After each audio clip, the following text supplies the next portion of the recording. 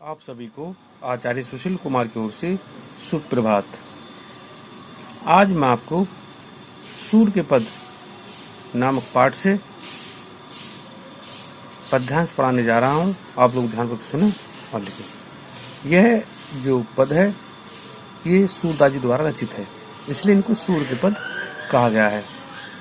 Board परीक्षा में यह अनेकों बार पूछा गया है, इसलिए आप लापरवाही न बरतें और बोर्ड में अच्छे मार्क्स लाने के लिए आप इन्हें साथ साथ तैयार करते हुए चलें, जिससे बोर्ड के समय या किसी भी परीक्षा के समय आपको कोई समस्या का सामना ना करना पड़े।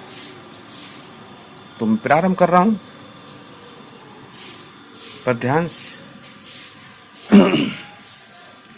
मैया होने चराहे गाय, मैया होने चराहे गाय, शीघ्र ग्वाल घरावत मोसो मेरे पाए पिराई।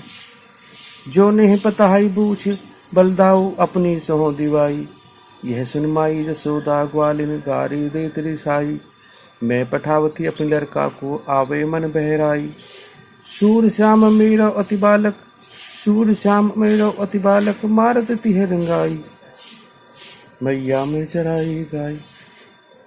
भगवान श्री कृष्ण माता यशोदा से कह रहे हैं कि माता अब मैं गाय चराने नहीं जाऊंगा, अब मैं गाय चराने नहीं। शीघ्र माने सारे ग्वाले घिरावत मुझका, अपनी सब जो ग्वाले हैं सारे शीघ्र में सारे ग्वाले मुझसे अपनी गाय को घिरवाते हैं, जिसके कारण मेरे पैर दुखने लगते हैं, पाई पिराई।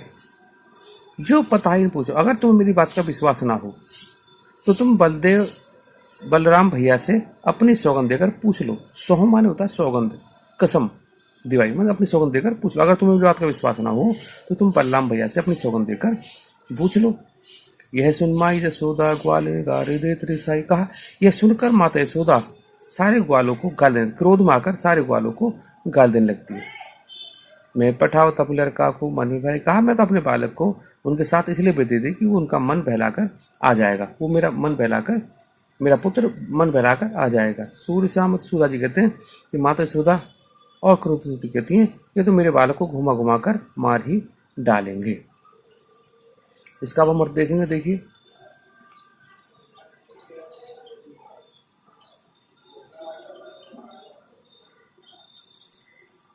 प्रसंग संकेत तो आपको पता है, संदर्भ मैंने बता दिया। संदर्भ जो का तो रहेगा पहले की तरह ही। श्री कृष्ण ने गायों को चराने की हट की। माता ने उन्हें बालकों के साथ भेज दिया, किंतु वन में बालकों ने उन्हें परेशान किया। इस पद में श्री कृष्ण ने माँ यशोदा से ग्वालों की शिकायत की है। व्याख्या। श्री कृष्ण कहते हैं कि माता मैं अब गाय चराने नहीं जाऊंगा। सभी ग्वाले मुझसे अपनी गाय घिरवाते हैं। घिरवाने का मतलब होता है पकड़वाना। जब गाय दूर दूर चली जाती थी, वन में घूमते घूमते घास चरते चरते, तो उन्हें वहां से पकड़वा कर वापस लाते थे, तो उसे घिरवाते कहते हैं, जिससे मेरे पैर दुखने लगते हैं। हे माता, यदि आपको मेरी बात पर विश्वास नहीं हो, यदि आपको मेरी बात पर विश्वास नहीं हो तो अपनी सौगंध देकर बलराम भैया से पूछ लो। श्री कृष्ण के ऐसा कहने पर माता यशोदा क्रोधित होकर बालकों को गाली देने लग जाती हैं और कहती हैं कि मैं तो अपने पुत्र को वन में इसलिए भेज देती थी कि वह अपने मन बहलाकर आ जाए। मेरा श्री कृष्ण अभी छोटा सा बालक है, ये ग्वाले उसे घुमा घुमा कर ही मार डालेंगे। ये काव्यगत सौंदर्य है, काव्यगत, आप ध्यान दें ये काव्यगत लिखा हुआ है। प्रस्तुत पद में बालक के स्वभाव और माता के मनोविज्ञान का हृदय स्पर्शी वर्णन किया है। भाषा सरल, ब्रज भाषा का सकते, रस वात्सल्य, गुण माधुर्य, अलंकार अनुप्रास और छंद गीतपद। अब समझ में आ गया होगा।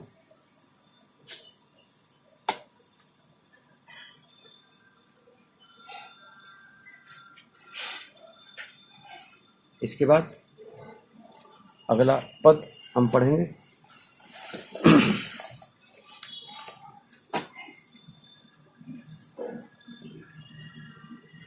ये चलेगा। सखीरी मुरली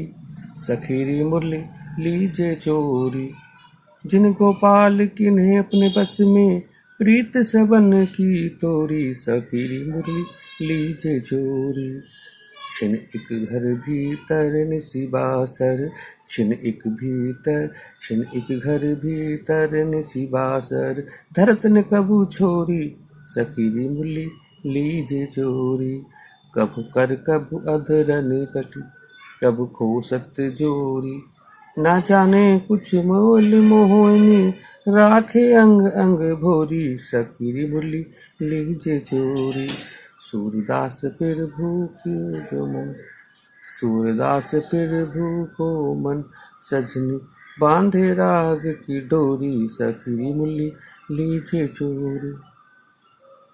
भगवान श्री कृष्ण ने गोपियों से बात करना बंद कर दिया। अब वे केवल अकेले बैठे बांसुरी बजाते, वन में चले जाते, वहाँ बांसुरी बजाते, घर में रहते, वहाँ बांसुरी बजाते, हमेशा बांसुरी को अपने हाथ में रखते। गोपियाँ इस बात से परेशान थी क्योंकि अब भगवान श्री कृष्ण पहले की तरह उनसे बातें नहीं करते थे, उनके साथ नहीं खेलते थे। तो गोपी ने अब कहा कि अब कैसे करें। तो इसीलिए गोपी भगवान श्री कृष्ण का सानिध्य पाने के लिए कहती हैं कि क्यों ना हम इस मुरली को ही चुरा लें, क्यों ना हम इस मुरली को ही चुरा लें जिस मुरली ने हम सबका प्रेम नष्ट कर दिया है या भगवान श्री कृष्ण को हमसे दूर कर दिया है। तो इस बात को लेकर वो सोचती हैं और कहती हैं सखीरी मुरली चीज़ कि हे सखी, हम उस मुरली को ही क्यों ना चुरा लें जिसने भगवान श्री कृष्ण को हमसे दूर कर दिया है। जिन गोपाल के कहा जिसने भगवान श्री कृष्ण को वश में कर लिया है और हम सबका प्रेम समाप्त कर दिया है। छिन एक घर भीतर कहा, एक क्षण के लिए भी घर के अंदर हो या घर के बाहर हो, निसी माने होता रात, बासर माने होता दिन हो या रात हो, धरती कभी उसे अपने से अलग नहीं करते हैं। कभू कर कभी हाथों में, कभू अधर में, कभी उसे अपने होठों पर,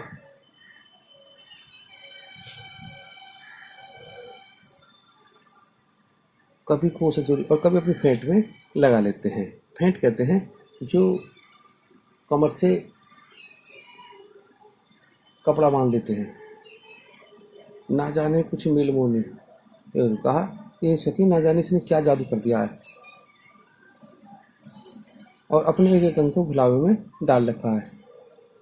सूरदास फिर मन में बांध कहा, हे सखी, इसने न जाने भगवान श्री कृष्ण किस प्रेम की डोरी से बांध रखा है। अब इसका हम प्रसंग देखेंगे,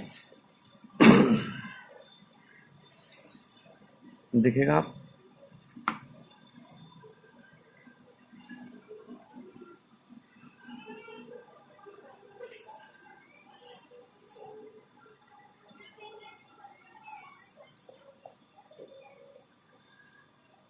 बिल्कुल वही है, वैसे ही तरह ही प्रस्तुत पद में वंशी के प्रति गोपियों की ईर्षा का वर्णन किया गया है।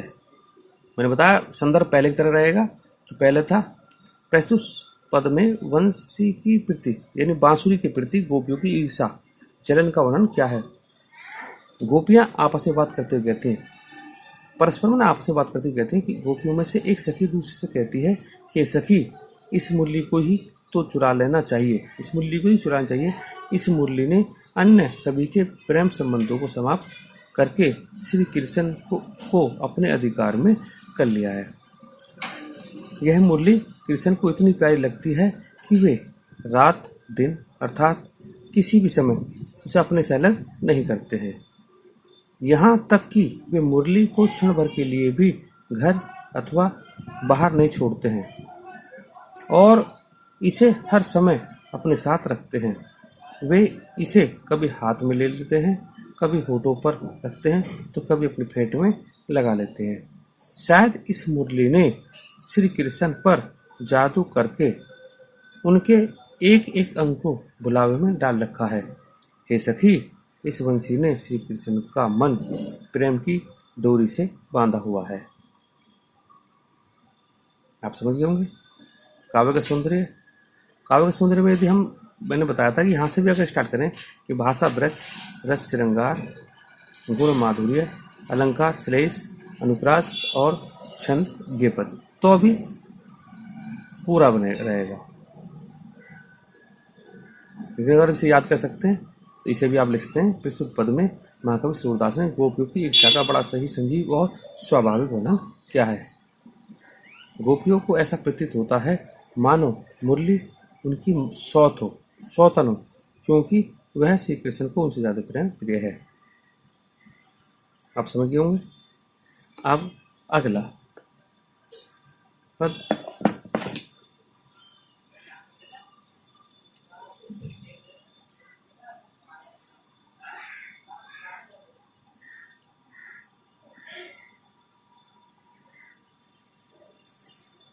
ऊधो मोहि ब्रज बिसनाई, ऊधो मोहि ब्रज बिसरत नाही, वृंदावन गोकुल वन उपवन संग पूजन की छाई। ऊधो मोहि ब्रज बिसरत नाही, प्रात समय माता जसुमती, प्रात समय माता जसुमती, अरुनंद देख सुख पावत, माखन रोटी दहो सजायो, अति हित साथ खवावत। गोपी ग्वाल बाल संग खेलत, सब दिन हंसत रिसिरात, सूरदास धन धन ब्रजवासी, जिन सोहित जदुतात। ऊधो मोहि ब्रज नाई, भगवान श्री कृष्ण उद्धव से कहते हैं, उद्धव उनके मित्र थे तो उनसे कहते उद्धव, अपने मित्र उद्धव से कहते, भगवान श्री कृष्ण अपने मित्र उद्धव से कहते कि उद्धव, मुझसे भी ब्रज भोले से नहीं बुलाया जाता, मुझसे भी ब्रज भूले से नहीं मिलाता। वृंदावन गोकुल, वहाँ के बाग बगीचे और पेड़ों की घनी छाया, पेड़ पौधों की छाया मुझे आज तक अच्छे से याद है। रात होते ही माता जसुमती, अर्जुन ने कहा सुबह होते ही माता यशोदा और नंद बाबा को मुझे देखकर जो सुख की प्राप्ति होती थी, मैं उसका वर्णन तुमसे नहीं कर सकता। माखन रोट से साथ कहा माता यशोदा मक्खन और दही के साथ बड़े ही प्रेम से रोटी खिलाती थी।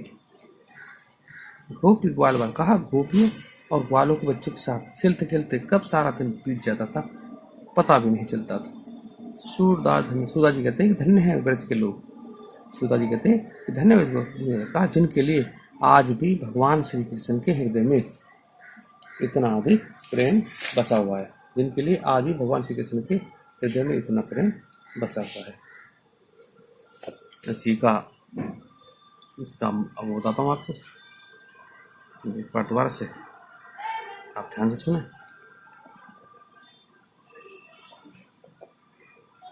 कृष्ण गोपियों के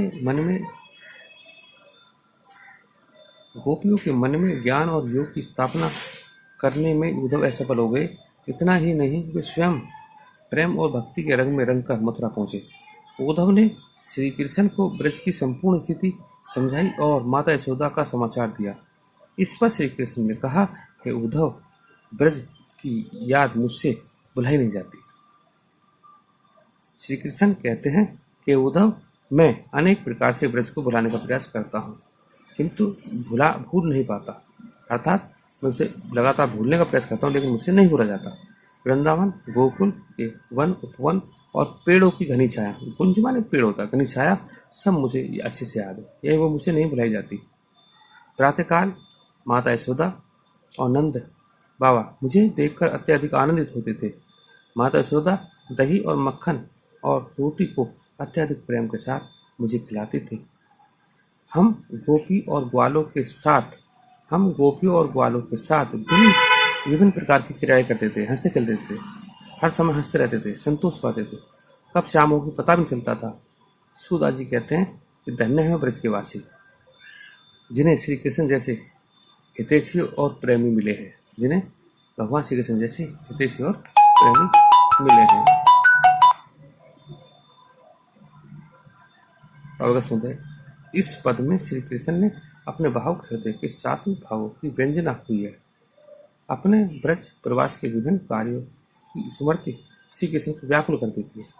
सूरदास जी ऐसे भावुक हो जाते हैं। भाषा ब्रज, रस योग श्रृंगार, अलंकार विरोधाभास अनुप्रास और छंद गीपद।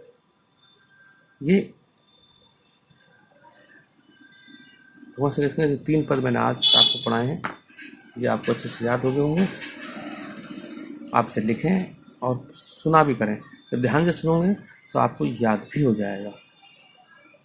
यदि आपको मेरे द्वारा पढ़ाया हुआ अच्छा लगता है तो आप मेरे चैनल को सब्सक्राइब करें और बेल आइकन जरूर दबाएं। मैं कल फिर उपस्थित होऊंगा सूर्य के नए पदों के साथ। तब तक के लिए धन्यवाद।